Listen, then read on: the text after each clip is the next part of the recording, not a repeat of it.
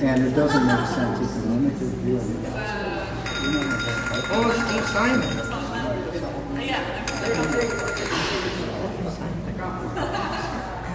And little house, we're not going to have grass. Unless we buy a propane model or something. So, I just think somebody knows this is such a bad idea. It's obviously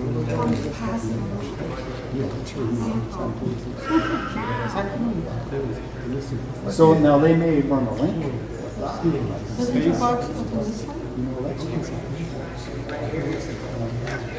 There's a space between the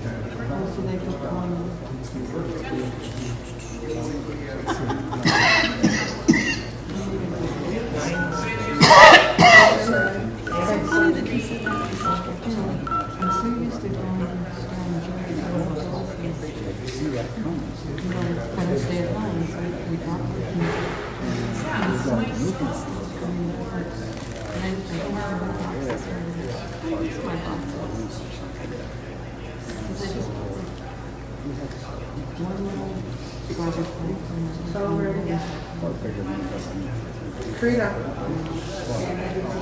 Yeah. What are you doing? What are you doing? Where did you get your You want to come to the Stop Alton Gas conference? You want to come to the Saturday Health Center? Yeah. Mine came from the so, you know, whatever is trade. But I noticed that, you know, there's a message there. I can't decide quite how I want to do it. There's some snacks down here, just like salted, blueberry, grape, crackers, cheese. Yeah. He's there now. Which talking to if I had done it 2 months before, and then they have to pay the culvert, of course, they made the culvert, and then had to pay I'm Bill. So we've got this table set up front, but there's snacks and stuff. Like you get your thing or... Yeah. We'll just start whenever you're ready, really. But there's some snacks if you want to have a snack. Chit chat with people. I thought we all might sit, the three of us might sit at this front table. So your computer's working, so you don't have the... Hi. Have you made it up? Anyway, she's in the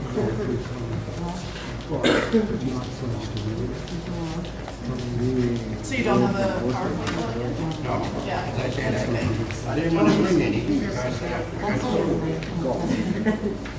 I think it's fine. I think for the most part, I find PowerPoint is right.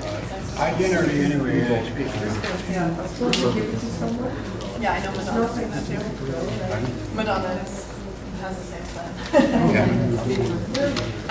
So I was thinking how this might go is that I would let you start however you want, but smoke or like an opening or whatever.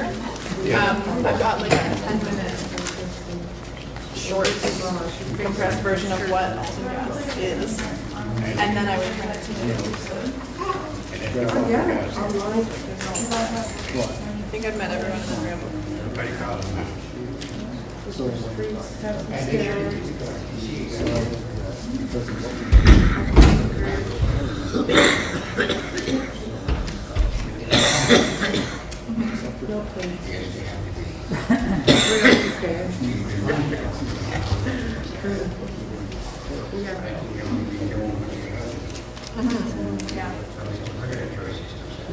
And we want others to see. That's what I'm saying. There are a lot of pressure. So it's pretty different.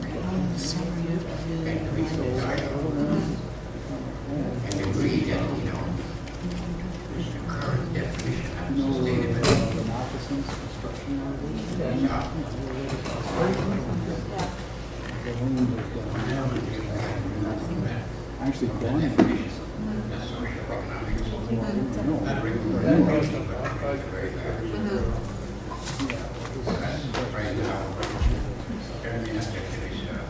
that's where we live.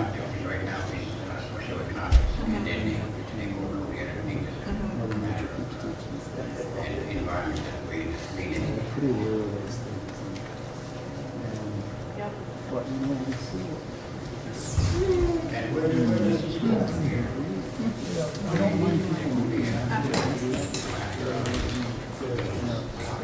Yeah, there are a couple different things going on. I'm working, I mean, there's the camp, you know, about the camp at the river. You know about the camp at the river, people have been camping out. Yes. So that's carrying on until it's not needed anymore. But I spent some family and friends came There's somewhere.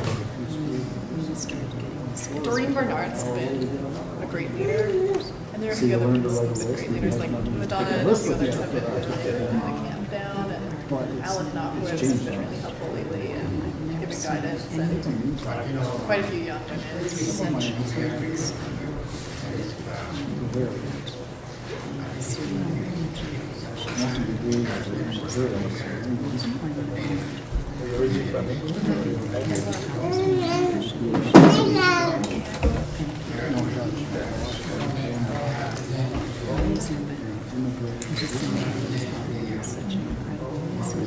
You did a fantastic job. Just watching, I mean, it was, I really wanted it to be just a nice atmosphere to go to. Oh, this isn't mine, yeah. I think we could have the sound, but you know, I'm envisioning not using it Yeah. because you really Sightsee. Yeah, that one.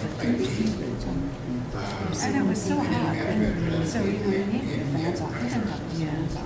That's right. And I think when there's an air conditioner or something, so it turned off and not that big fan. But I think my using light was, not everybody has the presence to be able to reject it. Yeah, and I felt that I did, but even I had, it was pushing it back too much. So, I was saying to Rebecca, such a mix of people. You know, we'll see when we have a gathering, especially come from away friends, we'll see a few of those become part of that circle. When we go to local Well, gatherings, maybe you can tell us all the time. people from away that have become part of that radio, we very rarely see singing. Well, you know, it's really interesting because, you know, after the I left it at the river. the bio. Section 19. That totally touched me and has created a lot of so like, it's not something that when I came home I was going or anything like that today. Remembering certain things.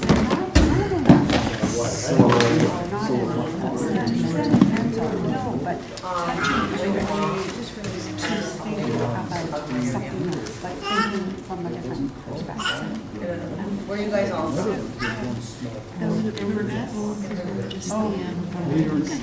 On New York City. I took it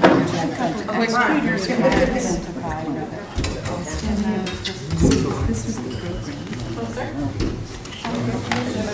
Inverness and Maine. Inverness and Maine. This is the program.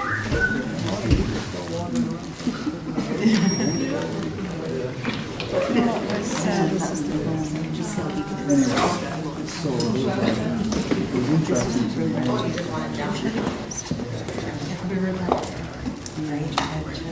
Oh, they had fabulous,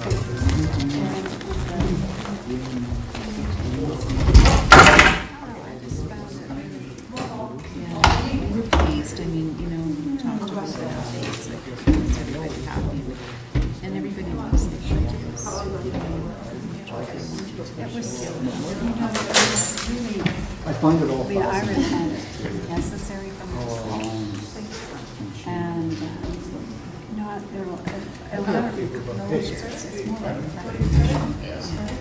Folks, we're going to get started, so feel free to move closer to the front also.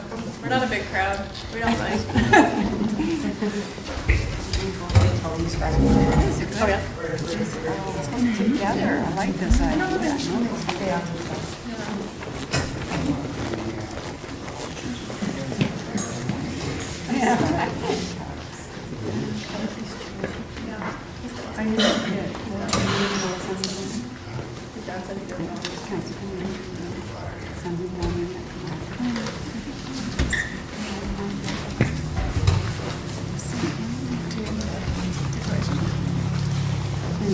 Just giving a heads up.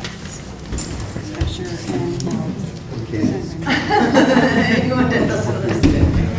What's on the bottom? Stop Alton Gas is not here. They know. We'll wake him up. We'll show them. Get him a little tap on the head.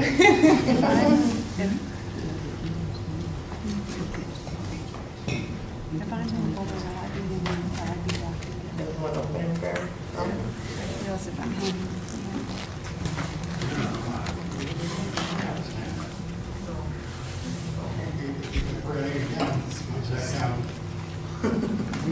Anyway, since most of our audience are native, we say our prayers. I know the Creator is trying. In this part of the country, anyway, English, French, and Mi'kmaq. And so anyway, Creator, we come before you in a humble way. We thank you for this day. We thank you for the four directions and the 4 winds. We give thanks for allowing us one more day to walk upon Mother Earth. Creator, we give greetings to Mother Earth. I ask her to continue to sustain us in all other life. I tell her that one day my body will return to her. Creator, I thank you and give greetings to Grandfather Sky. I give thanks for the warmth. Father, Son, Mary, as he travels from the east and to the west. I give thanks to the light that allows me to see the great beauty of Mother Earth. Creator, I give thanks and ask you to watch over my relatives before they. I give thanks for all that they have taught me and my ancestors. I give thanks for what they have given me. Creator, I give thanks for the birds, the winged ones. I give thanks for their beauty and the songs that fill the air. I honor the trees and the healing plants and herbs that hold so much knowledge of life in our gardens. I give thanks for all they have taught us, and still today they continue to teach. Creator, for the water, the giver of life, I give great thanks indeed. I give thanks for that is on, above, and below upon Mother Earth. Creator,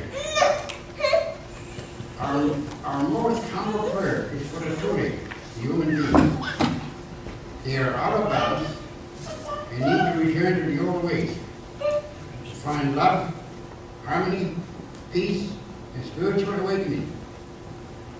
I ask you, the Creator, to reach down and touch our hearts so that we can all live the good life before the pathway of life is no more. Creator, accept our love. Continue to walk with us upon this pathway and help us in our work. For the work of every living human being is to help each other and to love one another. We give thanks indeed. Normally we say this in Mi'kmaq. This is a translation of it.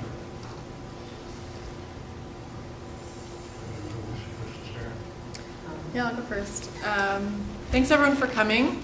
My name is Robin and I work at the Council of Canadians. And I'm really happy to be here. This is the 5th town hall we've held on the topic of Alton Gas and how we can work together to stop it.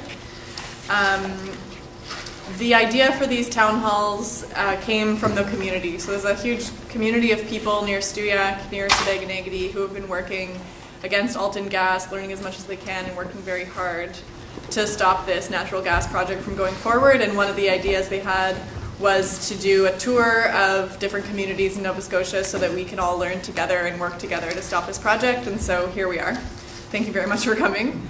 I'm going to do a short presentation just about what Alton Gas really is and the threats that it poses to Nova Scotia, our water, our environment, and our rights. And I'm going to leave a lot of time for these two to tell us more about how it impacts treaty rights and Mother Earth and all of our rights. So yeah, I'll start off with a short presentation. For anyone, I'll let everyone in the room know that this is being live streamed, so that's why there's a camera here in the middle and this funny little microphone. Anyone who's watching on the live stream, feel free to comment under the video, and when we get to questions after the speakers are done, I'll try to read your questions and include them in the conversation. And anyone in the room, feel free just to raise your hand and ask questions after the speakers are done their initial presentations. So I'm just going to start with a little presentation, and it might take me a second to figure out how this works.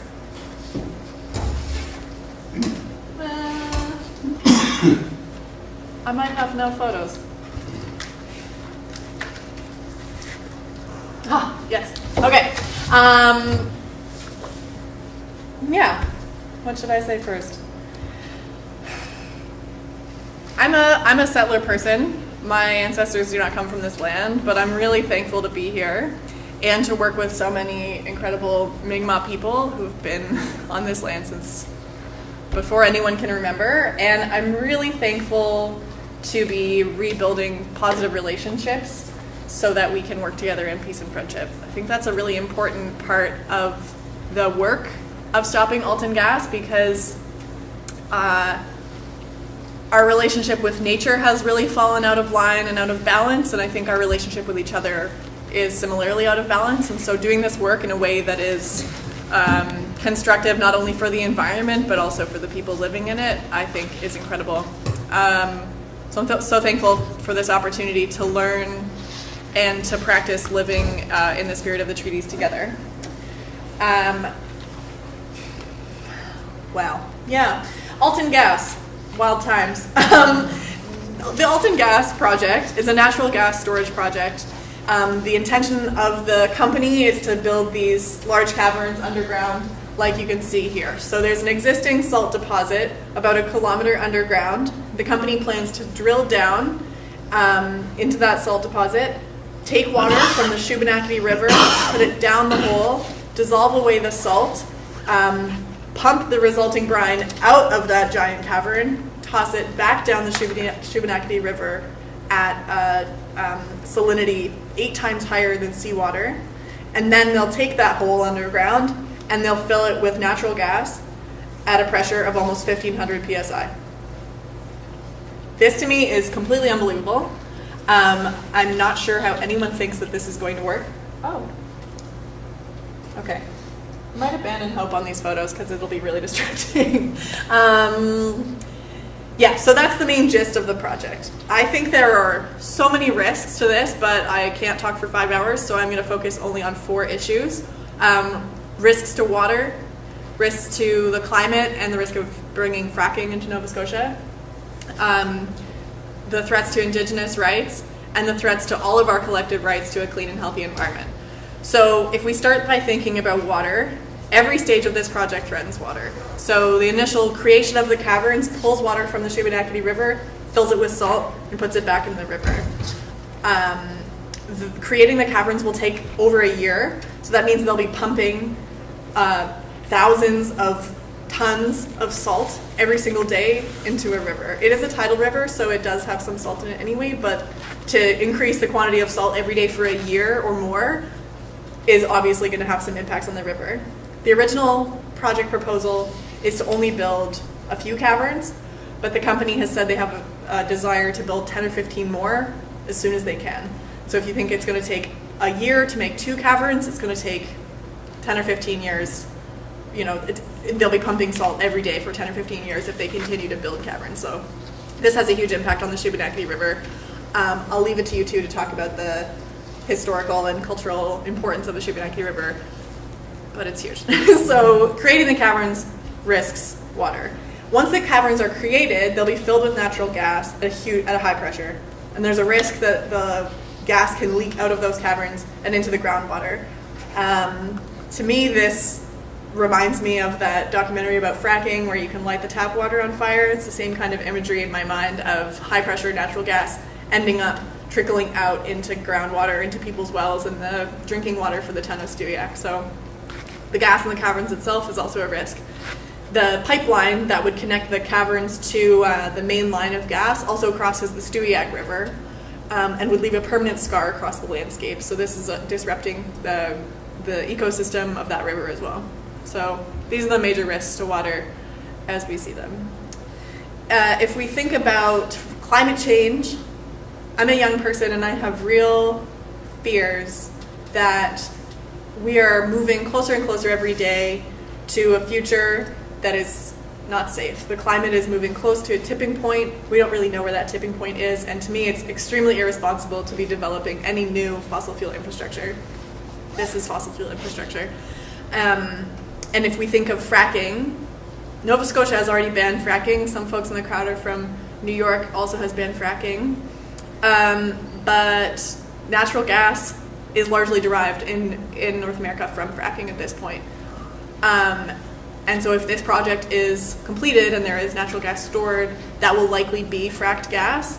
And I fear, and many people think, that it could weaken Nova Scotia's ban on fracking and introduce fracking back into our territory. So these are some major threats. On the Indigenous rights front, this project is very close to Shubenacadie First Nation and very close to the Shubenacadie River, which is central to Mi'kmaq culture in the area.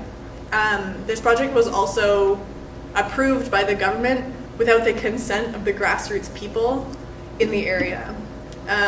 This is a bit confusing, and I hope that you two expand on this a little bit, but there has been a lot of discussion, a lot of confusion about whether or not that consent has been granted. And there was also a massive court case with Shubenacadie First Nation about whether or not appropriate consultation has been done. And the court ended up saying no, the consultation was not complete, and it's now being revisited. And as I'm sure Madonna will tell us, this consent that has been granted by different bodies does not represent the grassroots people. And so there are people on the ground who depend on this river, depend on the land, who have not been consulted or given consent for this project to occur. I think it's worth mentioning that this style of seeking consent is not in line with the United Nations Declaration on the Rights of Indigenous People, which requires the free, prior, and informed consent of all Indigenous people, and that certainly has not been achieved here. In Nova Scotia, the consultation process is less focused on that consent, and it's more focused on a process. So the government in its consultation more so is trying to tick boxes than actually achieve genuine consent. And I think that is a major issue that's exposed by this project and a major issue that we need to address in fighting back against this project. And finally, I'll just say that this project really threatens all of our collective rights to a clean and healthy environment. So this has many layers, one of which is that we barely know anything about this project. What I've told you already, they're going to put water in the ground, they're going to make these caverns, blah, blah, blah. That's very basic information, and we don't have too much more than that. We don't really know, the company has not made public the composition of the salt. We don't actually know what's in it. We don't know if they have done groundwater monitoring to see what the groundwater quality is in the area so that we can know if it changes in the future. We don't know if they have plans for managing toxic wastes that come from projects like these. We don't know what their emergency plans are for when something inevitably goes wrong. We don't know. There are so many things that we don't know, and they don't have to tell us that because our current environmental policies don't require them to make that information public. And so, to me, this project exposes these huge gaps in our environmental policy that we have a responsibility to fix because we have a right to that information and we have a right to participate in decisions about the environment that we depend on. I'll tell a story. There's a couple that lives across the street from the cavern site. One of the wellheads is within a few hundred feet of their front door. They didn't know that this project even existed until 6 years after it was approved by the provincial government. So they were not consulted in any way. They were not part of a decision that arguably will shape the rest of their lives because their house and their business is located within a few hundred feet of this very dangerous project. So to me, again, this really exposes some of the changes that we need to fight for in Nova Scotia so that we can have better control over the environments that we depend on, we have more information to understand projects that people want to do, and that we have the power to stop them if they're not appropriate, like this one is not. So, while this project is truly miserable, I do have a lot of hope that we can stop it and that we can make some serious gains on these four fronts that I've talked about. Because I think if we stop this project, it means that we've protected the water from the damage of the project, but we've also set a precedent for protecting our water from other stupid projects in the future. I think if we can stop it, we are keeping Nova Scotia from developing its fossil fuel infrastructure, we're keeping our ban on fracking strong, and we're showing the natural gas and fossil fuel industry that they're just not welcome to do business here anymore. I touched on this in the beginning. I think that if we stop this project, we'll be building very strong alliances between settler and Mi'kmaq people, and we'll be showing the government, again, how we want reconciliation to really look. And in terms of our environmental rights, if we stop this project, we'll be exposing all of the failures of our current environmental policies and sort of paving the way for those policies to be fixed in the future. So while things are kind of shady and not looking great at this moment, I do have a lot of hope that we can fix them, and I'm really happy to see so many people here, and I hope that you can help us with this fight to stop the project and build a much better and safer future for everyone. I don't have too much more to say. I'm going to turn it over first to Albert, who will share some wisdom with us, and then after both are done speaking, then we'll open it up for questions, and feel free. Hi. Come on in. So, Albert. Thank you very much. It's really an honor for me to be here. Yeah.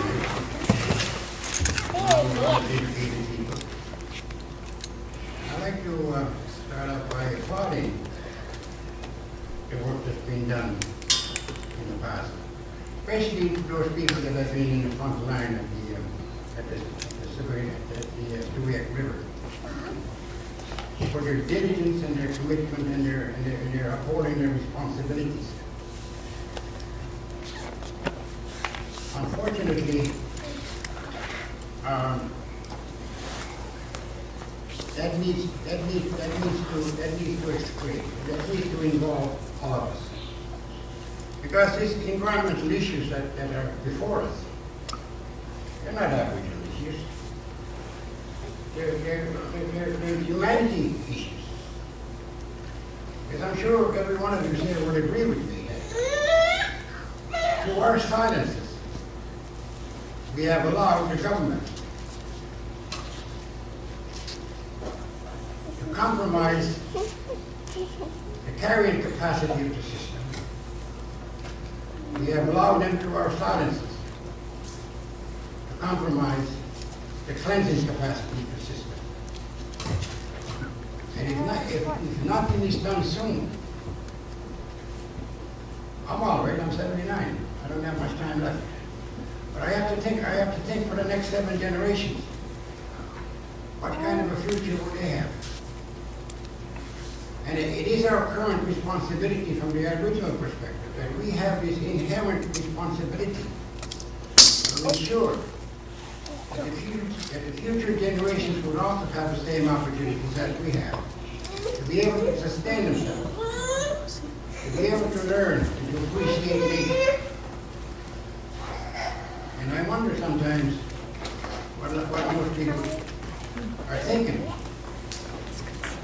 when they go for projects like this one, because this kind of a project, in my humble opinion, it's not sustainable, and it would never be sustainable. Which I think brings us to a point where I'm coming from. I think it's about time that we begin questioning the government of redefining the word sustainability. Because currently it seems that their only objective is to ensure that they're going to generate, supposedly generate, few economic opportunities for a select few. And the environment does not even come into the radar. So I think if we're going to be exercising our responsibilities, I think we have to be very, very adamant and start demanding that the sustainability, we have to put that socio-economic factor in the very end. And if the environmental assessment is as such that it will not compromise the ecological integrity of the area, nor would it compromise the cleansing capacity of the system, then I believe we can then include socioeconomics. But socioeconomics today has been used as a number one objective, and everything else kind of put in the back burner. The other thing I think that we need to think about is that when we look at the Aboriginal people, for example, we're the only group of people in this hemisphere that have a special relationship to the land through treaty and Aboriginal. Even though we can say, with a clear mind, that nature has rights. Humans have responsibility. But unfortunately, the people have not been given that opportunity to exercise their inherent responsibilities, because the government has taken it upon itself to be the so-called stewards. And I sometimes question the word democracy. If democracy is supposed to mean that for and by the people, then where's the people when it comes to delegating those things to a few, to a select few, like corporations? So, in my mind, I believe if we can expand our voices, because I honestly and truly believe the government does not listen to logic, does not listen to the true scientists of what they are saying as to how much adverse effect a project like this will create. And I believe they're solely relying on our silences. And I'm very glad to see this, that so many of our neighbors are here tonight, because, as I said, this is not an Aboriginal issue. This is not an Indian issue. This is a humanity issue. And it is our inherent responsibilities to ensure that these things are not allowed to go ahead for a select few, especially with hydrocarbons. I believe we have been told by various scientists late is that hydrocarbons are supposed to be on their way out, and that other forms of energies could be very well put in place. The other definition I like to expand on is the green energy. I think the government has been using that against us by using some of these, including that terminology in some of these projects, because some of these projects can and will never be able to be considered sustainable, ecologically sustainable, for the amount of damage and harm it will done for Lord knows how long. It has taken that many years for it to be where it is now. And I also would like to encourage, especially the natives and everyone, is to expand our networking. Because there's a lot of people globally, or even in this hemisphere. For example, there's a Sisson mines in New Brunswick. There's a Parker wetland project in Winnipeg where they're going to clear cut it. And we have Muskrat Falls. And we got the other C dam, or what did you call it? Site C dam. I call it the dam C dam. And the amount of pesticides and herbicides that have been used in our waters, because water should be considered as part and parcel of human rights. Because without water, nothing and nobody survives. And how can we forget for a moment that for the first 9 months of our lives, we were swimming in the ocean of water. So water then is a source of life. And I honestly and truly believe that water should come as part and parcel of human rights. That nobody has the right to compromise that source of life. Not just for the humans, but for all of creation. Because we use that word mausit hamugo, all of creation, because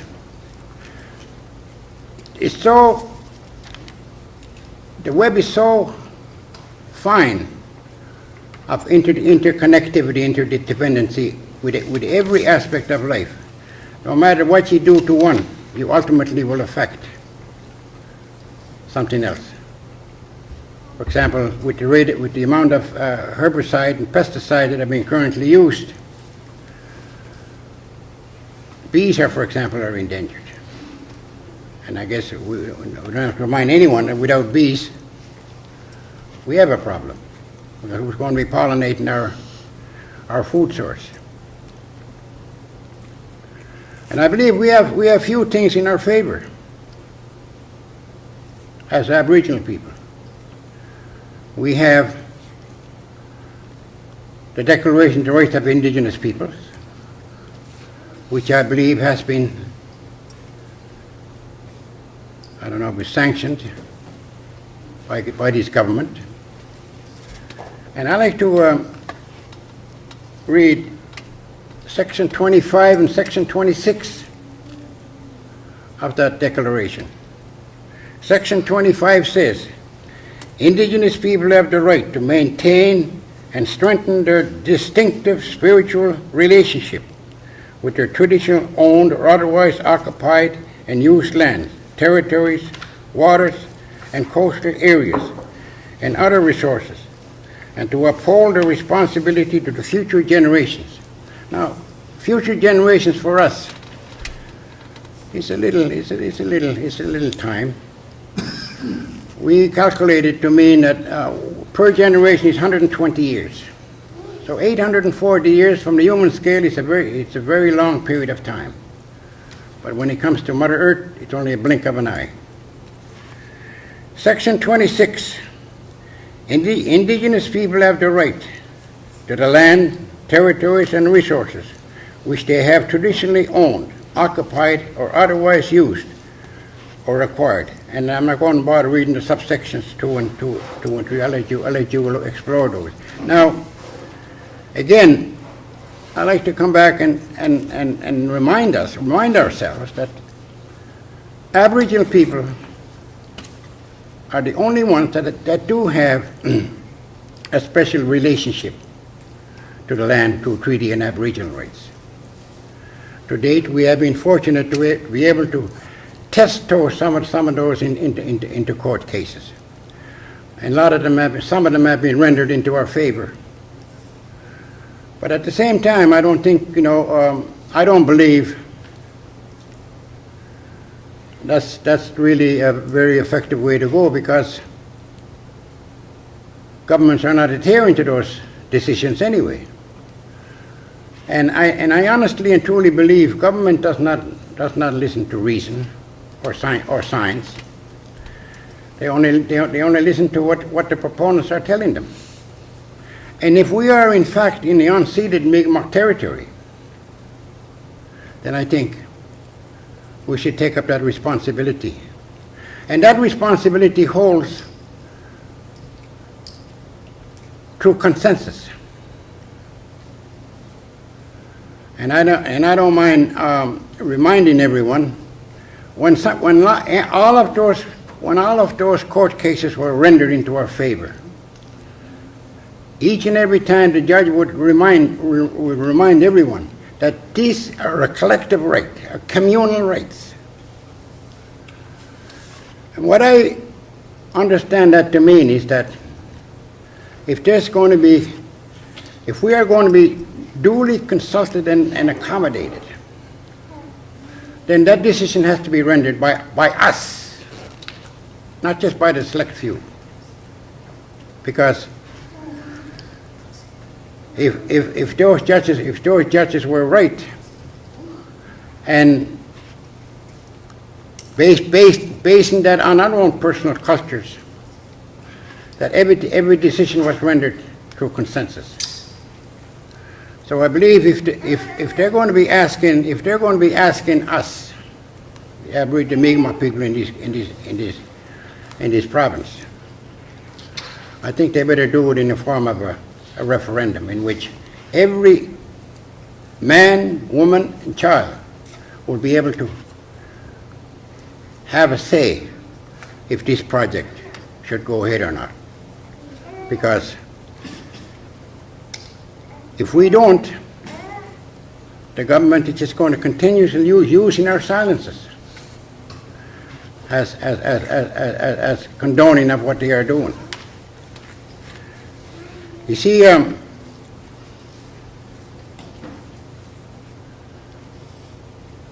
I do not have much faith with the government, because the government are not really living up to their responsibilities for and by the people. That they are only listening to what the corporations or what they are saying for the few mighty dollars that someone might gain. And I believe that if we can raise our voices a little louder, and add more and more people into our collective endeavors, I honestly and truly believe only then the government would listen. Look what happened with that fracking. Even though it was placed in moratorium, because people were beginning to educate themselves exactly what the environmental ramifications will be if fracking was to go ahead in the provinces. Because even us non-scientists realize that each well will require 8 million gallons of water. And we all agree that water is a source of life. Everyone needs water. And I think we should be also demanding that no matter what community that we may be living under, is that we have to make sure that our community will have a sufficient water, not just for the present, but also for the future generations. And I believe the current standard that's being used at this point, I believe, is 300 liters per person.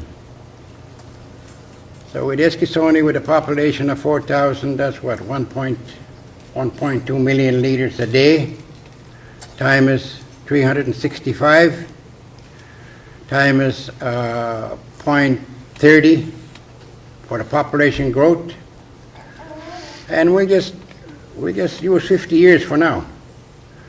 Eskasoni better make sure that they have that much water for the next 50 years for the residents of Eskasoni.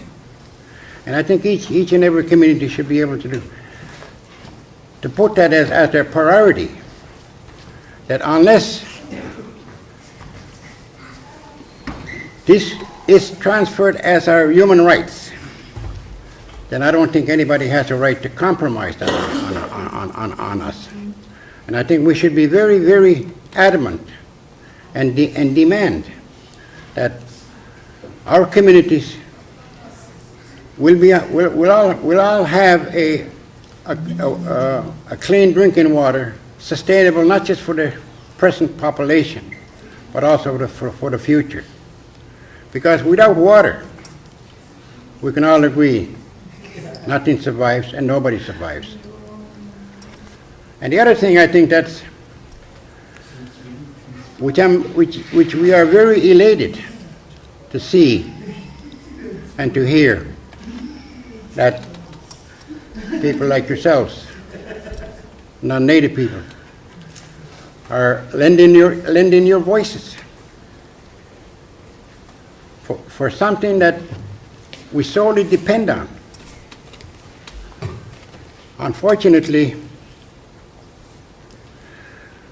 sometimes that voice is not being heard. So I believe, we have to expand our networking and try to inform people as to the necessity of taking our rights back, of having a clean drinking water, a clean air, and a fertile soil, not just for the present, but also for the future generations. Because we all have children or grandchildren or nieces and nephews in which we have to consider what kind of life will they have. Because I truly and honestly believe that the carrying capacity of the system has been exhausted, has been compromised. The cleansing capacity of the system has been compromised. And apparently the government is not heeding to that. They're just going a merry old way as to how much economic opportunity they can generate for a select few. So I, for one, believe that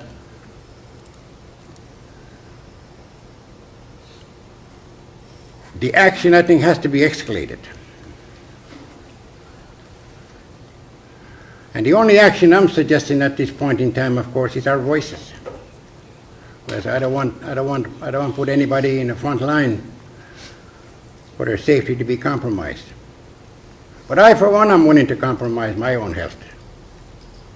And I've already made that commitment that if it comes to shove, I'll be the first. I want to be the first one there. But I've lived a good life, and I don't mind, because part of our teachings is that we have that inherent responsibility.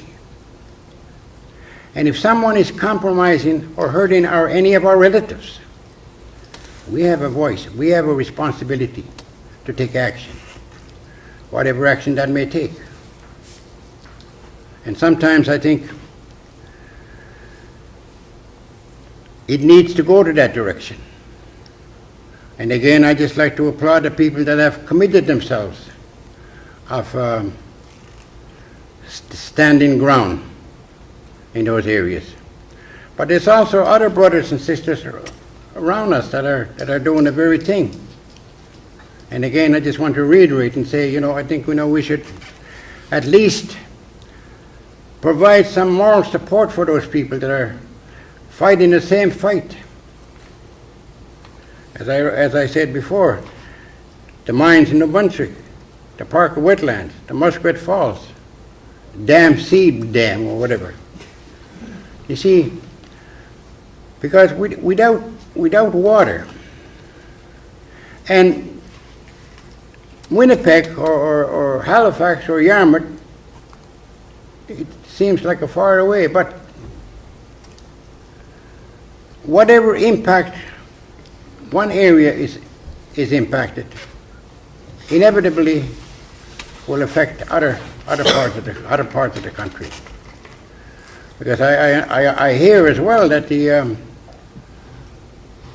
very water that we're drinking is the same water that the dinosaurs drink. So I guess there's not going to be any more water coming forth in a foreseeable future. So I think then the onus is on us to protect whatever is left. what is it, 1.5% or 2% of the water from the earth is fresh water. But how much of that has been contaminated? Take all those big lagoons that are sitting in Nova Scotia that came from the fracking, 40 or 60 million liters of gallons of water, which could never be cleaned because the science is not going into that direction. They just keep using it until, I believe, there'll be no more left. There'll be all kinds of water, but none of it will be fit to drink. And the other thing I would like to suggest is that New Zealand, I believe, recently has made that bold move of including the river, of having the same rights as humans.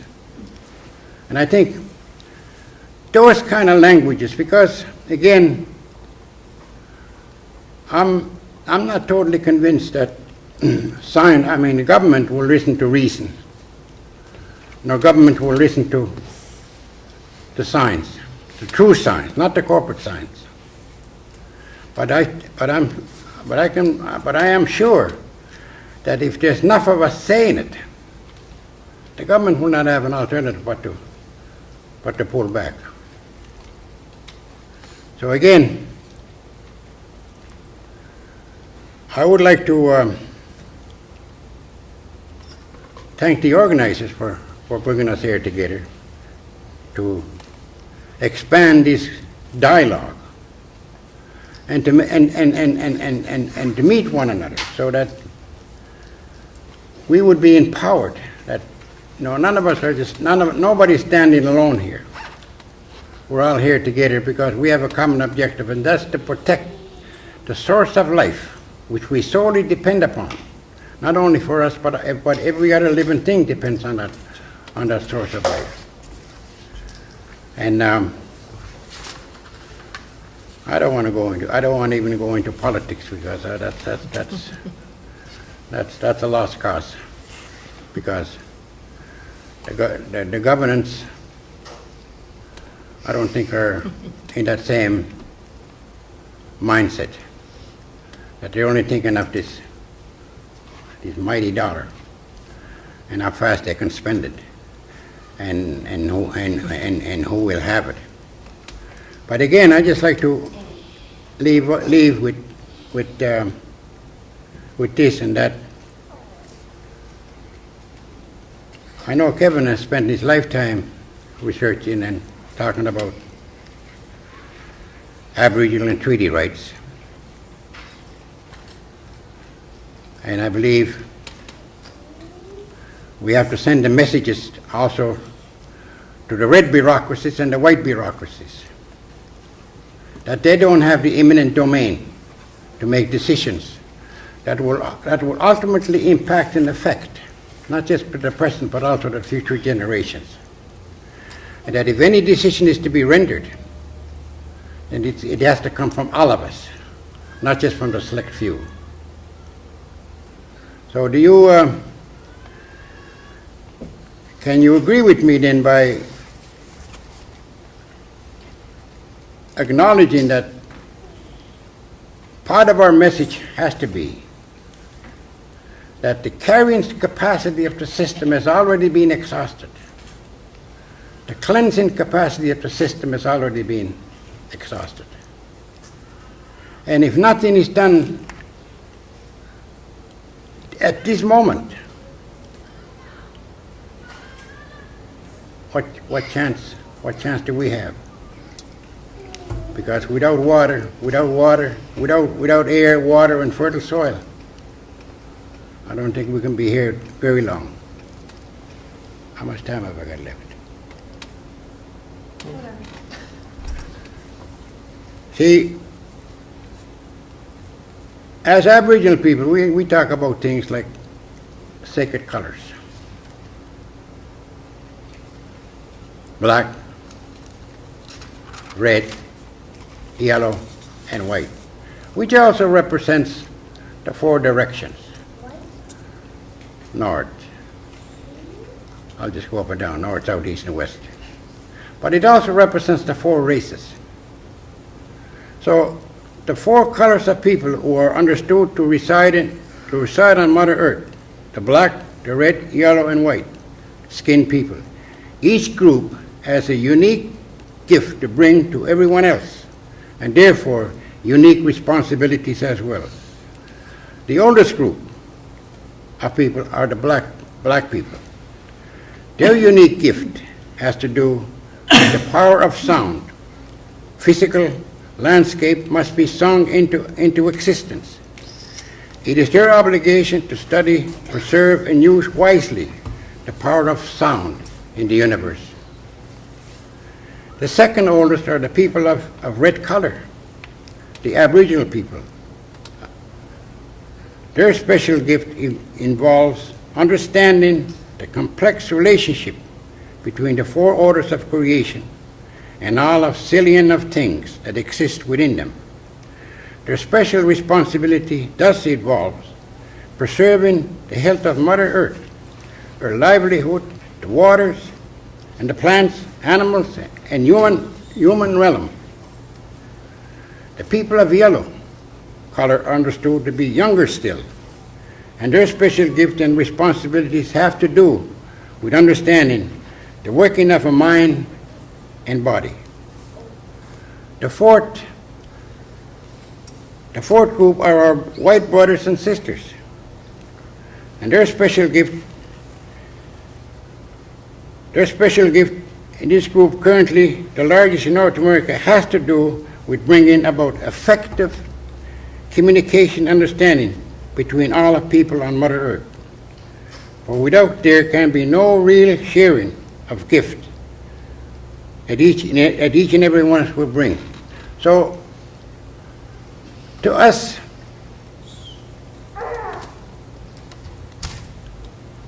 we believe that each culture, each race have a certain responsibilities and certain gifts in which we can all use. But I think now it's come to a time in our lives in which we have to somehow find a way as to how we can expand our voices so that they will be heard. Because I know we all have a common objective here, and that's to have a clean air and a clean drinking water and a fertile soil. Not just for this generation, not just for this present generation, but for generations to come. Because, again, without clean drinking water, and I don't believe the government is using the true science. They're using the corporate science. And I think it's our responsibility to ensure that the science that will determine whether this project is ecologically sustainable or not should come from the true science, in which socioeconomics will be the very last item to be considered before this project is approved or not. Because I sometimes question the sovereignty or the jurisdiction of any government. I had this crazy notion that the definition of a democracy was for and by the people, which includes the gifts from the Creator. They have to ensure that those gifts will be used wisely and in an ecological way. But it seems that's not the case. We have to somehow again be adamant and use languages like, if we're going to do everything right, we have to allow the laws of nature to supersede the laws of man. Because look at the mess we're in. Because nature has a capacity, has a knowledge as to how she will sustain herself. And if we're concerned about the future of humanity, I believe we have that responsibility to voice it. And there's some here that are more than willing to sacrifice their own lives and put action behind that. And I applaud those people. And I 100% support them. I wish there was more in the front lines occasionally, oftentimes. And those people, I think, you know, I could never come up with the right words to express my appreciation for their efforts that they're putting forth. And I have to say as well that they're making an impact. Look at us here tonight. We're all coming here with a common objective, and that is, we can't allow the government anymore to compromise the ecological integrity of our areas. And again, to understand our environments, I think we also have to be very adamant and pressure the government of doing at least an ecological audit in all of the geographical areas. Because if the true ecological audit is done, and if this area is exceptionally sensitive, for example, in the Stewiacke River, I don't think you have to be a scientist to come to this conclusion, that whatever elements that were put into those caverns were there for a purpose. And if you generate an imbalance within that system, I don't think the man-made science could tell us exactly what the repercussions will be. So again, I like to say, well, Alio, thank you very much, not just for being here, but also for lending your voices to the cause that needs to be said over and over again, and hopefully it will be heard, so changes will occur, changes for the better of Mother Earth. Because if she is not healthy, how can we be healthy? We solely and totally rely upon her to be healthy, because she's the one that can heal us, that can nourishes us, that can house us and sustain us. So that is part and parcel of our inherent responsibility for all of us, and to keep up the good fight. And don't get discouraged, because I'm sure Kevin could agree with that. Some of the battles we won 20 years ago, we're fighting them all over again. But I believe we are that much further ahead now, 20, 30 years later, because we now have white brothers and sisters join us in our causes, which strengthens the voices. And I like to use that fracking issue, for example. No one group can take credit for that. I think it was the collective group that ultimately made that difference, in which the government saw fit to put a moratorium on it. I'm running dry, so I want to take a rest. Thank you. I think most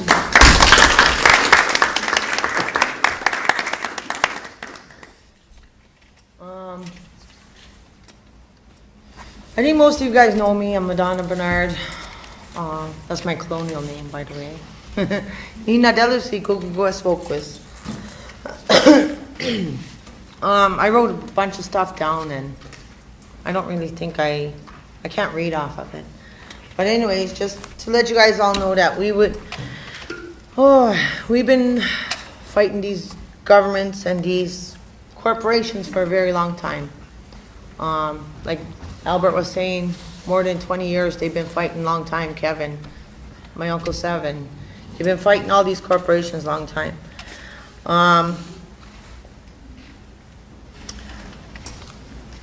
When I first started getting into this, well, actually I was raised on this kind of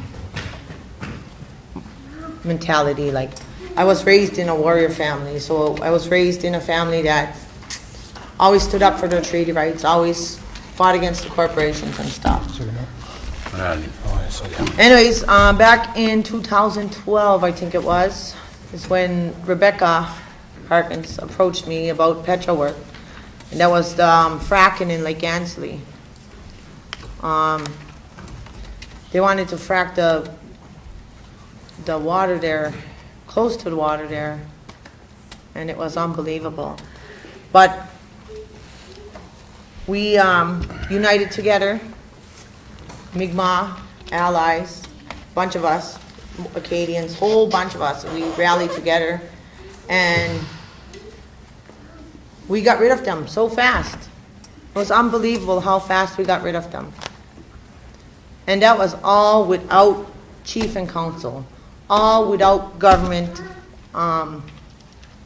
people to help us. It was at a grassroots level, and we won them. We beat them, we kicked them out right fast. Then we went to Rexton, and there was another battle there against Swin.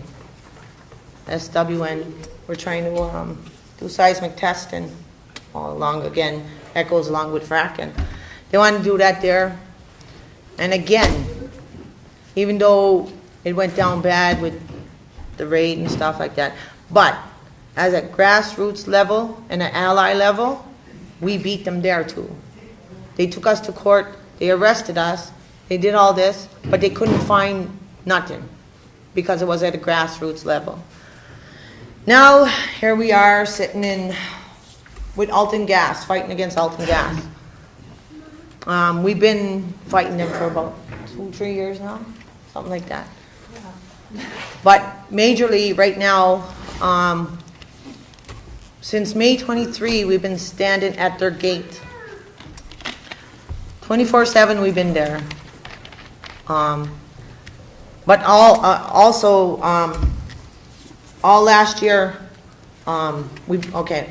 first we built a truck house, a treaty truck house there, and we set it up. And a treaty truck house is basically a place where Mi'kmaq can trade furs, and non-natives can come and trade too. It's like a trading post.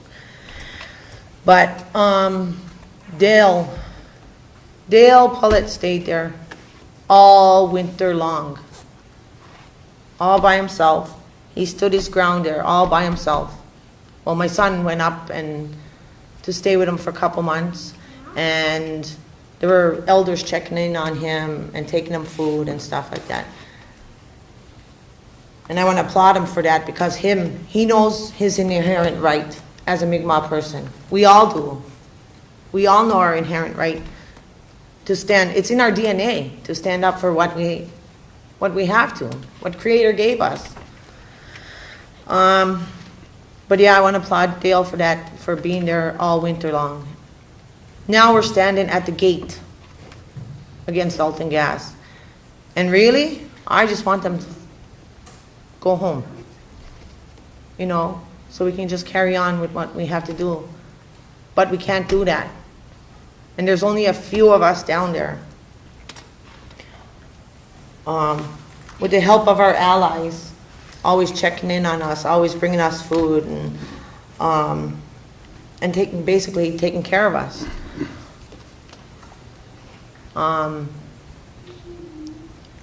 Alton Gas, just like any other corporations, come in here, they use the chiefs, and they try to bully their way in.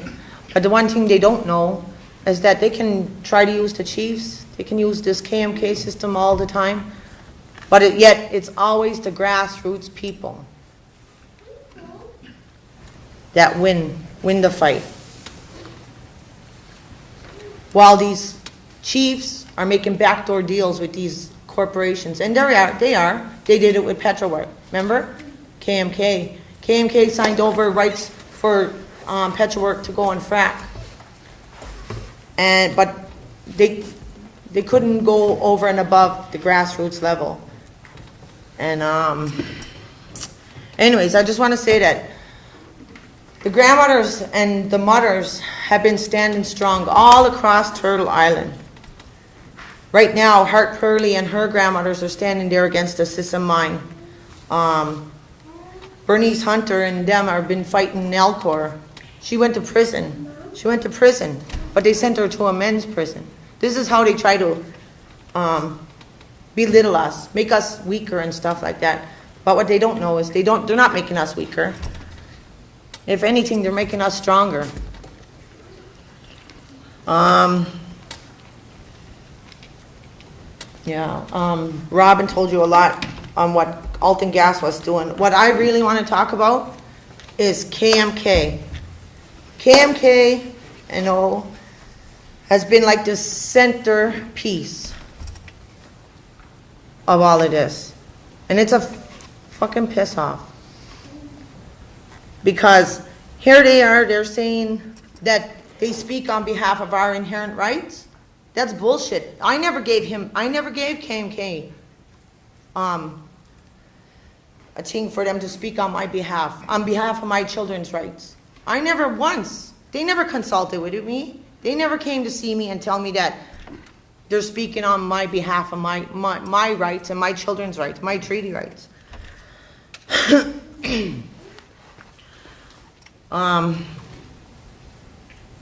I know this is about Stop Alton Gas, but this has a lot to do with it. Okay. KMK has made this framework agreement. It's like a tripartite agreement between the federal, provincial, and the chiefs. Now, the way we broke it down and stuff like that, and it wasn't good.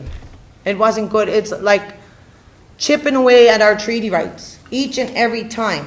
Chipping away, and, making it smaller and smaller. That's not what our treaty rights were all about.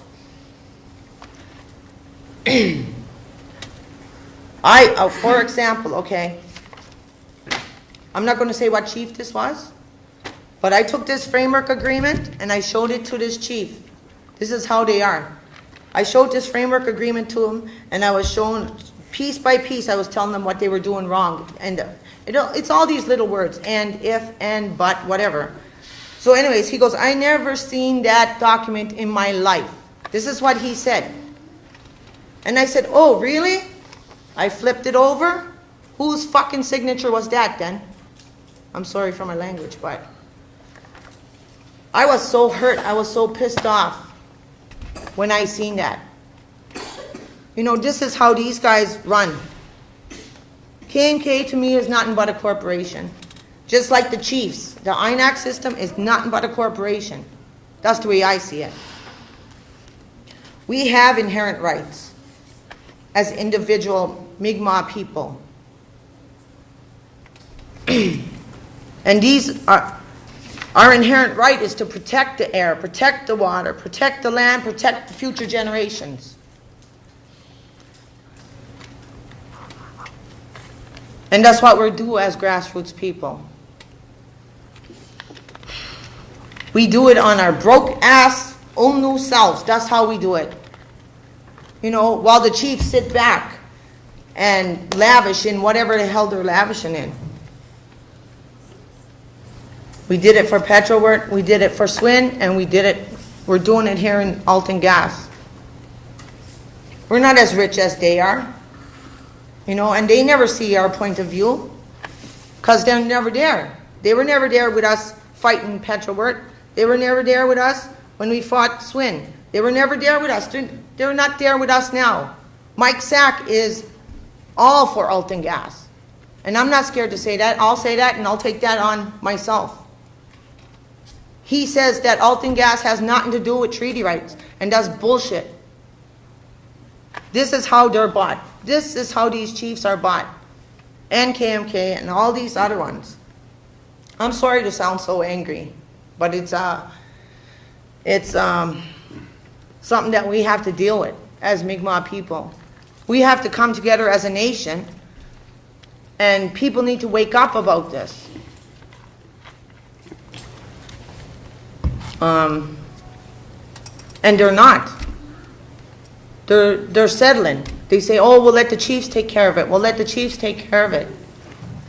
We can't fucking let the chiefs take care of it. They're spending their money as fast as they get it. It's crazy what's happening. KMK just approved. They did approve this Alton Gas. I'll give you the, where is it now?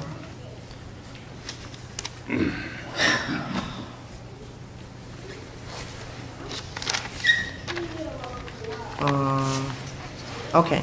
Anyways, they approved this Alton Gas to go through. And they don't even look at this river as the way it sustains us as Mi'kmaq people, because we fish, we hunt, you know. They no longer look at things like that. They all they see is the mighty dollar. Oh, and another thing that we just found out too, after Alton Gas is through putting the brine in the river and doing all this and pretty much kill the river, they want to send in another company called Rare Earth Minerals to go and dredge the bottom of the river for minerals. These are the type of people that all they see is that almighty dollar, and they don't see 7 generations ahead the way Albert talks about. But we do, as grassroots people, we see this. I'm going to be a grandmother soon. I'm going to be a grandmother in October. And I'm fighting this hard right now. Wait till my grandchild's born. I'll be fighting even harder to sustain our earth, our Mother Earth, our air, our water. We all need water.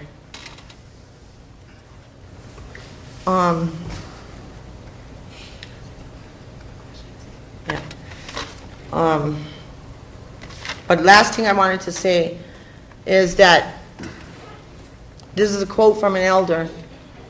He said, "Why would we turn our backs on a river that sustained us for thousands and thousands of years?" You know? But apparently KMK thinks that they can.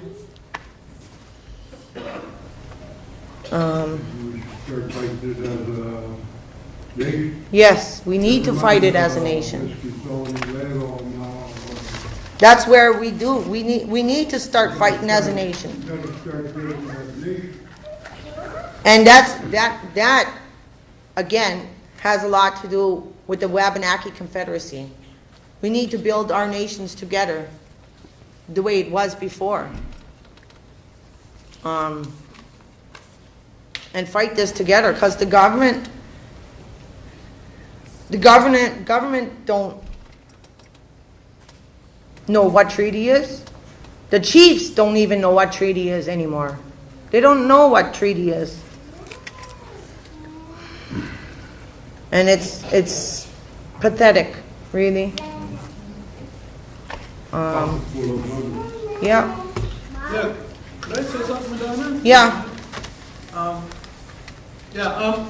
My name is Kevin Christmas, if you don't know me. We've been doing a lot of stuff on the ground. Come on up here. The microphone's here. But I don't want to be on that thing. Oh, okay. Well, don't go on the screen Okay. then. Can we hear your voice on it?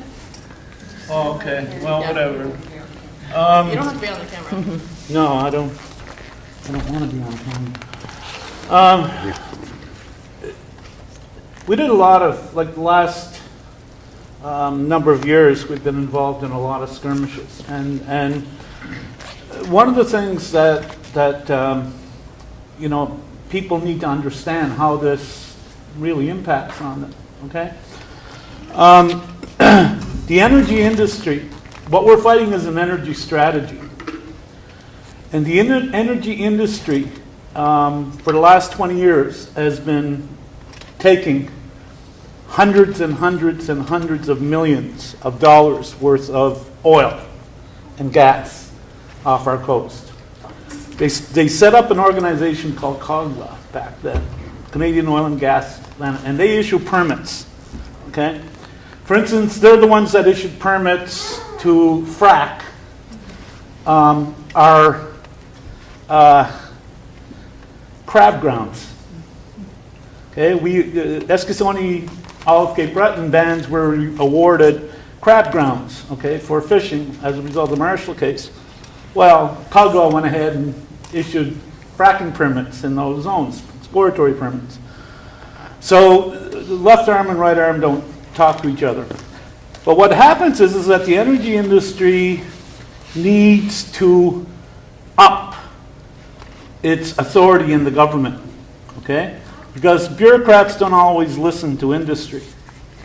And what they have to do is they have to have the bureaucrats running to them rather than to their boss. Don't run to the political masters, run to the CEOs. And ask the CEOs what they want. What will smoothen your work? How can we make it easier for you? And of course they come up and they say, well, this river, we're not allowed to dump anything in it, remove that regulation. This stipulation for environmental assessment, deduct that. Okay, so they go through this list of demands and they hand it to the bureaucrats. Bureaucrats run to the minister and the minister agrees. He assumes all the obligations have been met.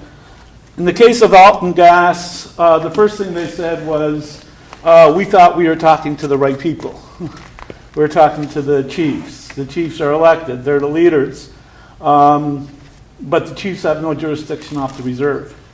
None of these disputes happen on a reserve. They all happen in no man's land, title-wise. So for somebody to say that they have jurisdiction in areas where they don't have jurisdiction and they have right of representation when they don't even know what that means because they can't practice it, you sort of have to question how vulnerable they are to corporate manipulation. So that's what you have going on. Every time you see a dispute, you have the government loosening its control, increasing the control of the industry. So over the last 20 years, we went from the kind of consensus Albert talks about, we went from that to who owns the land. Okay? And the full spectrum, okay, is exposed. Okay? So what you have is you have the energy industry saying, well, we need tighter regulations on this, so let's go start a fight with the pipeline. Let's go start a fight. Let's go propose. Because there is no law in Canada to stop any proponent. Okay? None. Government talks about us not having a veto. They don't have a veto. Okay? It's all mitigation. Okay? So nobody in the government will say, for instance, let's say we banned nuclear storage in Nova Scotia.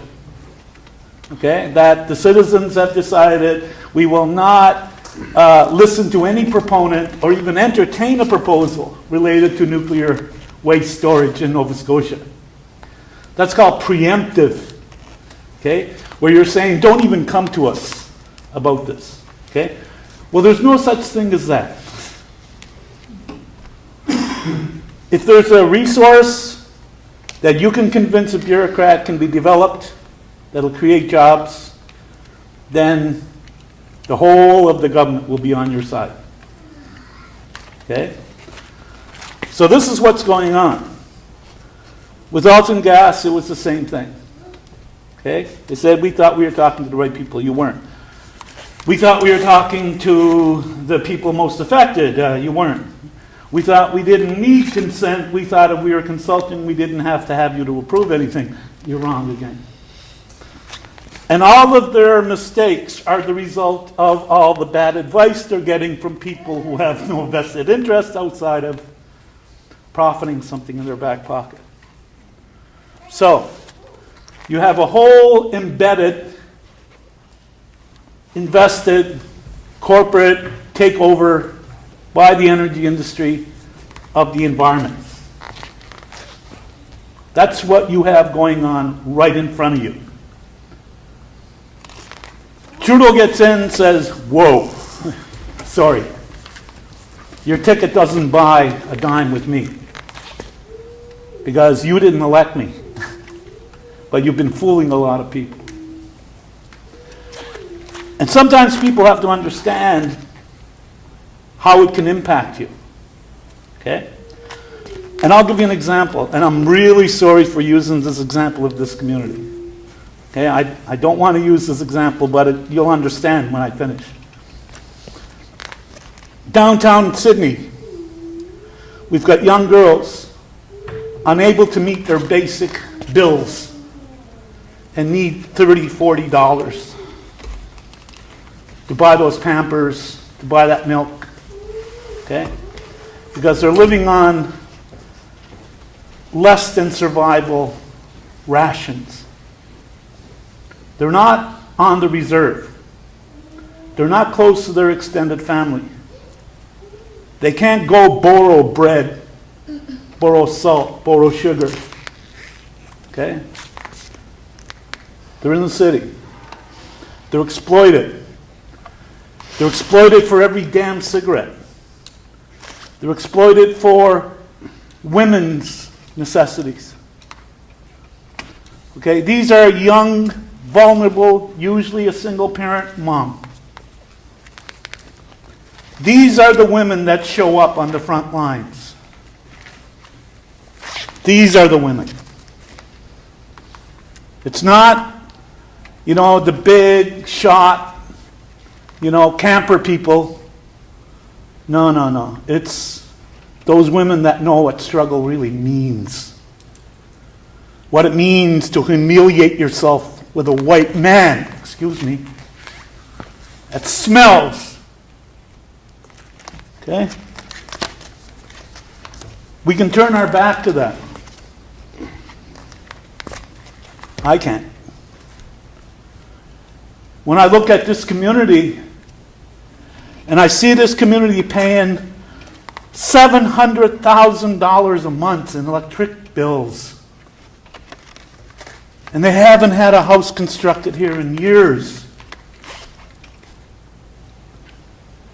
And I don't know what the housing list is here.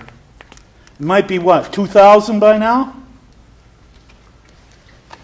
If there's only 5 houses being built a year, it'll be 7 generations before you see a house. Okay? The band is bankrupt. They don't have the tax base, the revenue base, the income base to supply this. The housing is 50 years old on average. And because there's been no other housing, we've got 3 or 4 families living in a space that's filled with mold, respiratory illnesses. The food is all processed food. Our children are literally starving their flora and fauna in their stomach because that processed food doesn't make it down to the lower gut. So you... Give me 1 more minute. I just we just don't have a ton of time, and I'm gonna... Okay, I just want to... Yeah. This is what happens. We've got to transform into something positive. Yeah. And I didn't mean that to be negative because I want to be positive. In our custom, we always make sure we get the best advice before we take any action. Because that's the only way you can preserve peace in the community. So, I can come here next month and I can set up 2 manufacturing facilities on this community and we can build every damn house they need. Okay? just based on the money that's being thrown away. We can take every family and put them in an off-grid home. No power bills, no heat bills, no electric bills, no water bills, no taxes, no. We unplug them from the system. You know, we can cut them off from the band office so they don't have to come begging, you know, for that power bill to be paid or that heat bill to be paid or whatever. But that's where the energy industry controls you. They lower your expectations to the point where you feel completely helpless. They want you as a customer. They don't want you fighting them or writing them or messing with them. Because they say, we own the government and your future is to be a customer or a taxpayer. You have no identity outside of that. Okay? So everything we talk about is completely contrary to their whole worldview. And we're saying your worldview is genocidal. Okay? We have the technology not only to house everybody, we also have technology to feed everybody.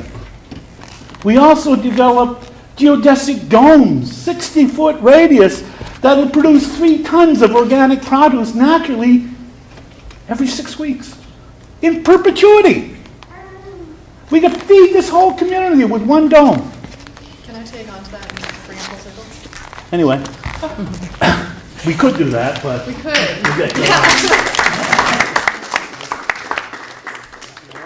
I just want to say a few little things.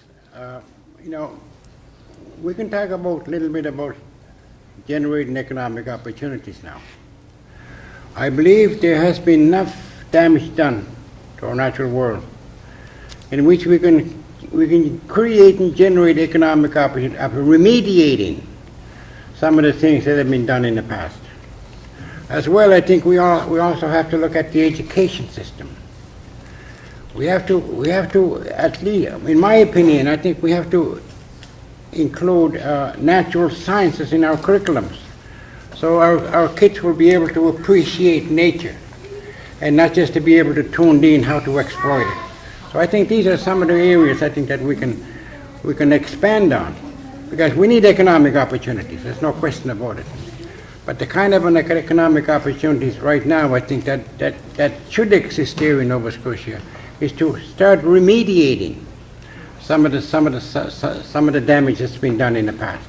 And I believe we can do that if we can take control of the sciences that will be needed of remediating, and also include the Minister of Education of including natural sciences into our curriculums, so kids will be able to appreciate nature rather than to exploit it. Thank you.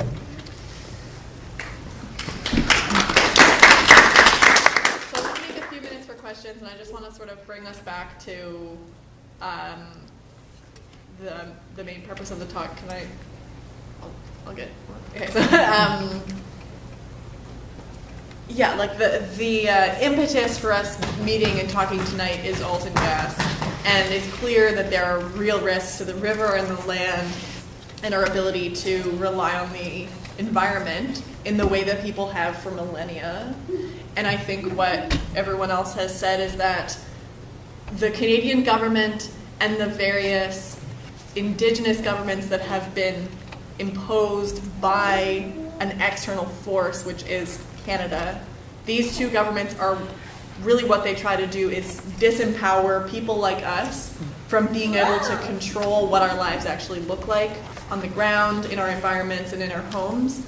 And what we're trying to do with the fight against Alton Gas, obviously we're trying to stop Alton Gas from succeeding and finishing the project, but we're doing that by reclaiming our voices away from those governments that have taken them from settler people and from Mi'kmaq people. We're trying to reassert our voices to shape what our environment and our futures look like, and we're trying to do it together across both communities and both cultures so that we can fight back both levels of government and re-empower ourselves to have a good future. And so that is what we're trying to do. That's why we're on this tour, to invite you to join this fight in multiple ways that I'll be happy to talk about, that I want to turn it over in case people have questions. I will let you know. I can't read the comments. My phone is not working, so if there are any questions in the comments, She had her hand up over there. Corinne has got her hand up now. Jobs. Jobs. What about jobs? Okay, can I take this one? one? Okay, can I take this one? I was getting to it. There's like, I'm gonna say there's about 5 remedies, what Kevin was talking about. We could create solar farms, we could create hemp farms, we could create marijuana farms if we wanted to. And creating all of this will create jobs, it'll build the economy, plus not only that, it'll sustain nature. You know, hemp is renewable in 90 days. We don't need to be clear cutting no more, because trees, they take a damn long time to grow. But hemp can make so many things. There's so many things that we could be doing right. And that's like the whole remedy of it. You know, that'll create jobs, that'll create economy. Like Kevin was also talking about food security. We can be doing all this. And that'll build. And in the specific context of Alton Gas, projects like this tend to create very few jobs in the long term. Like, 3. I don't want to say 3. I want to say that there's going to be 3 jobs. And the thing we need to consider also is that there are already jobs in that community that are at risk because of Alton Gas. Like all the fishing on the Shubenacadie River, anyone who works in the area, like those people I mentioned who didn't know about the project until 5 years after it was approved, they have a business in their home. And so if anything happened, if there was some kind of major emergency, their business would be disrupted. So there are already jobs that exist that are on the line because of Alton Gas, wanting to create these 3 crappy jobs for God knows how long, for who knows who. Yeah. So I think there are jobs at risk already, and there are jobs to be had in a completely different sector, like you said, to create the sustainable future we need. And that's how I feel about jobs. Yeah. Are there any questions? Great. Yeah, my name is Andrew Lampert, and I'm from Eskasoni. Oh, yes. What I really am concerned is the leadership here was mentioned by Madonna. And also Albert was mentioned in the 7 generations, to come, So right now, when I feel because I followed the fracking in Rexton, there's a couple of them, and I know lots of people from here involved in the fight. But the strongest, right now, what I understand, even our leaders in Eskasoni, even the well-educated people in Eskasoni, told the young people that you'll never win that fight with the SW1. You'll never, no matter what you guys do out there, but only to prove them wrong, because the Mi'kmaq people from all over and all the Mi'kmaqs were standing beside the non-natives. That made it more powerful to stand together to fight any government or any cooperation. So right now, I feel that promote that natives, Mi'kmaq, non-natives, which I'm quite sure you guys are on the table, and I know because I see in all the tapes that there were more non-natives into these meetings than natives. But the natives don't have to be reminded of their responsibility. No. Because I feel all the Mi'kmaqs have responsibility to govern all the districts of Mi'kmaq territory. That includes Quebec, New Brunswick, PEI, Nova Scotia, Newfoundland, and Labrador. And so, I was so pleased and honored to see Albert Elder to speak for the Inuits Labrador people of Muskrat Falls. which was some people say that they'll go ahead with the project. Right now, I could see it was delayed by 1 man. Yeah?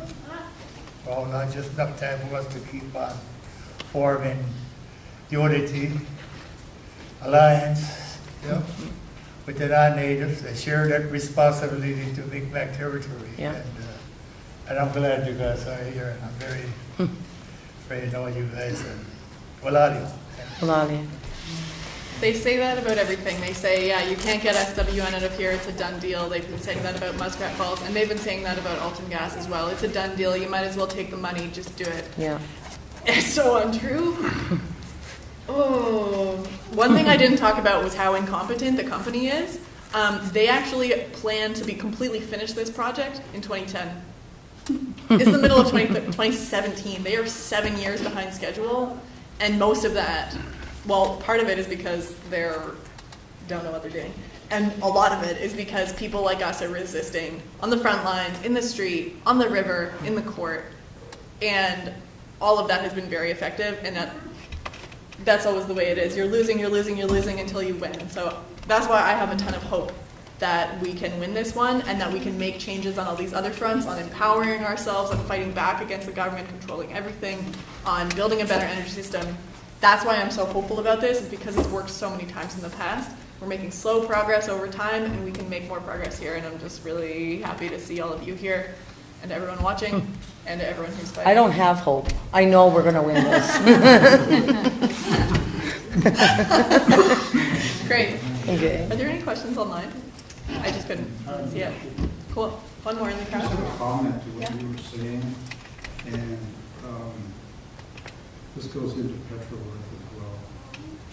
These companies rely on investors, and when they see the stuff going on, and like you're saying, this period of time that they commit to those products, if I was an investor, I'd be pretty worried about who I'm investing with. I can't get the job done. And so, some of those things can also be on these things too. It's all about money, but also that money can be in our favor in a sort of a backdoor way with investors. Petrol would have a big issue on that. I remember with petrol work, they had all these investors invested in the stocks, and we were watching the stocks. And it was funny because as time went on, we kept seeing their stocks going down. It was dwindling because these investors that were invested in this petrol work kept, as soon as they knew what treaty rights were, as soon as they did their research on what treaty rights were, they started pulling out all the investments. And that's why I think petrol work crashed and fell.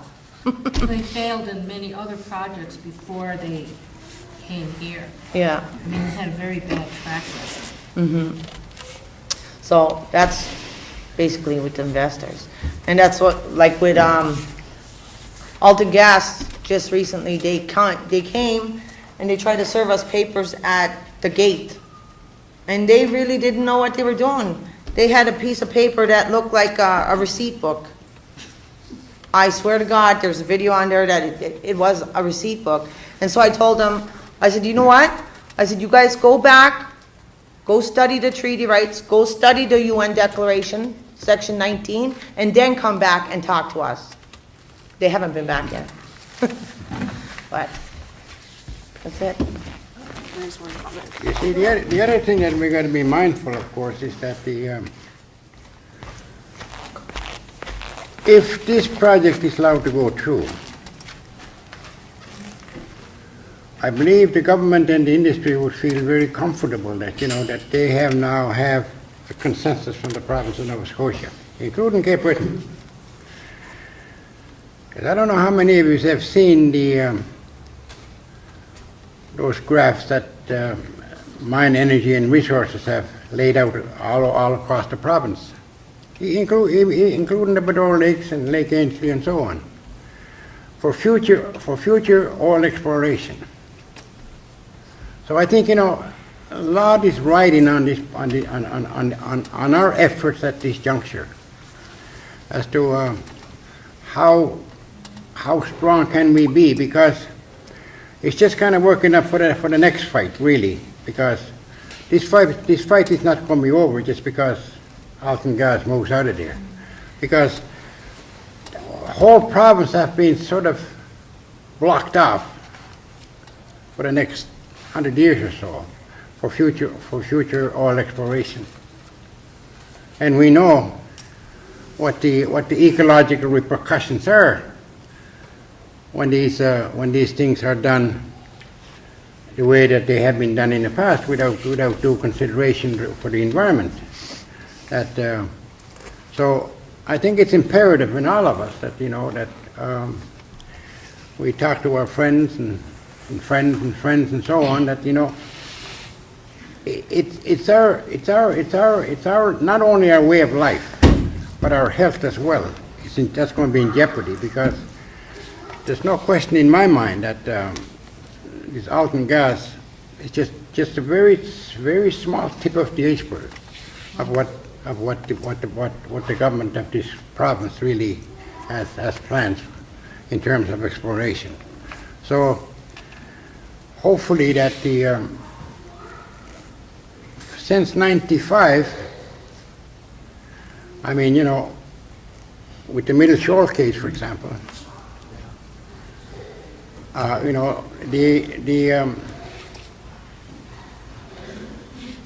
this group has expanded, because people are now beginning to see that there's got to be other ways without destroying the source of life, like water. For example, what we learned in some of those projects, like surface mining, for example, it's spelled out right in the agreement that if the proponents compromise your own personal source of drinking water, they are not liable. It's the landowner that's going to be liable, because we don't know exactly. I don't think the science is sufficient enough at this point to tell us exactly what will be the ecological repercussions if this gas was to get into the aquifers, and how far would that go?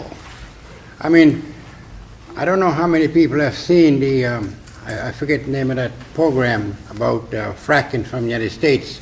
The movie. Where a woman lights a match over a tap. I mean, that's just, I mean, that's real. That can happen to us. I think the science is pretty strong. And I think we have to use to it. Not scaremongers, but these are the facts. Because I don't think the science is able to determine exactly what the repercussions will be if these gases were to be allowed to leach into the aquifers. So we have one more question, and I think we should probably wrap it up. I just want to make a comment or a question, and I have to just think quickly. I'm a summer resident on the other side in Inverness County. I did join with Save Our Seas and the fishermen and summer people and local people, and we fought very hard against the fracking thing there, and we did win that. But that required a huge amount of work and also a lot of publicity. And so I don't really know, like for instance, the only reason why I knew about this meeting is somehow I had my name down the line on your mailing list, the Canadians. Yeah, Council Canadian. But I didn't see it. I read the Oran. I mean, I know it's not the greatest newspaper in the world, but I mean, I read it all winter long, not a word. I listen to CBC local radio a lot, not a word. I mean, I think that you need, as you've all been saying, you need a very broad coalition of people to help you with this.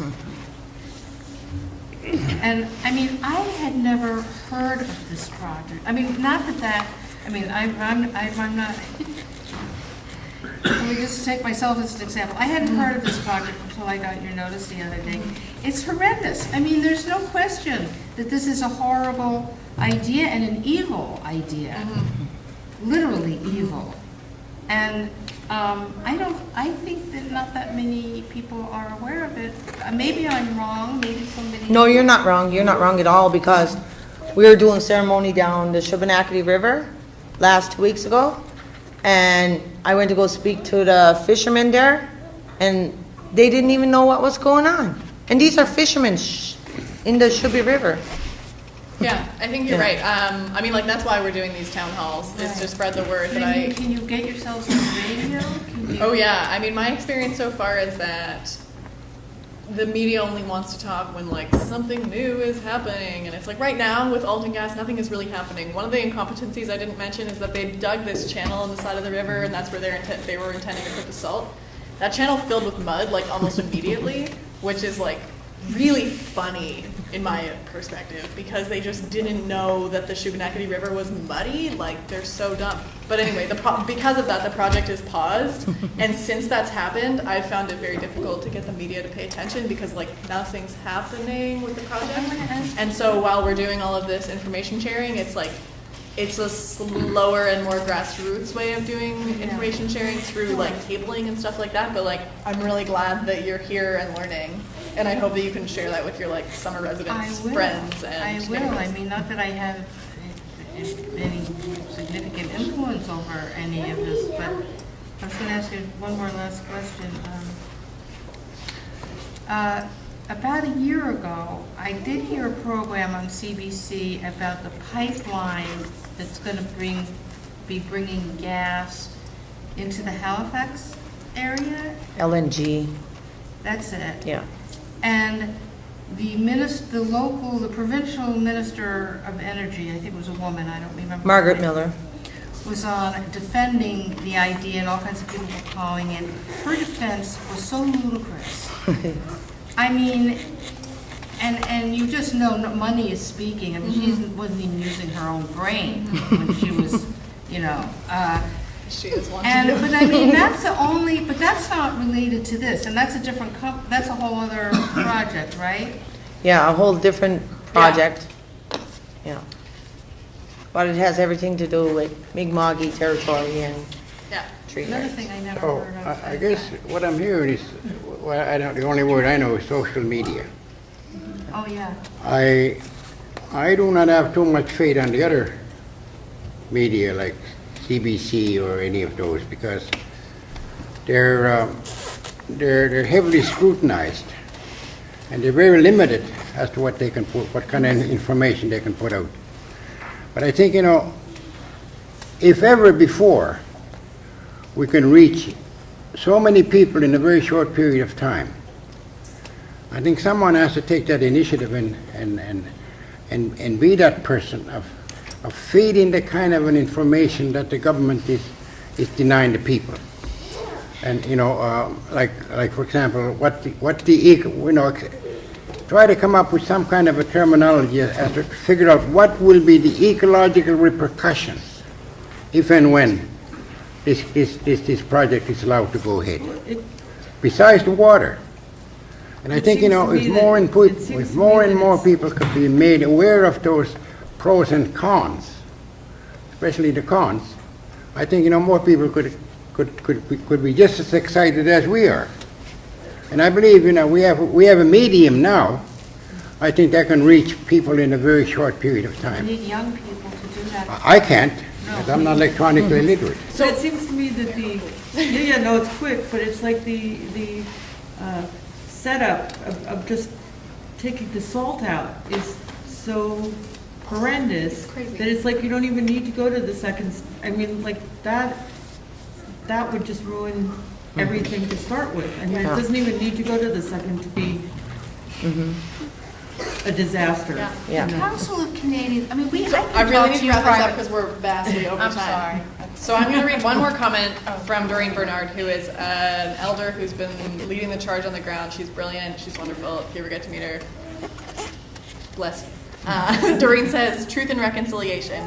We must all stand up for our treaty rights and the water and our lands. not for us, but for our grandchildren and our future. So with that, I just want to wrap this up. Feel free to hang around. Thanks to everyone who stuck around on the live stream. We'll all be around cleaning up, so feel free to chat and eat more snacks, talk to us, do your thing. Thank you so much for coming. Thank you.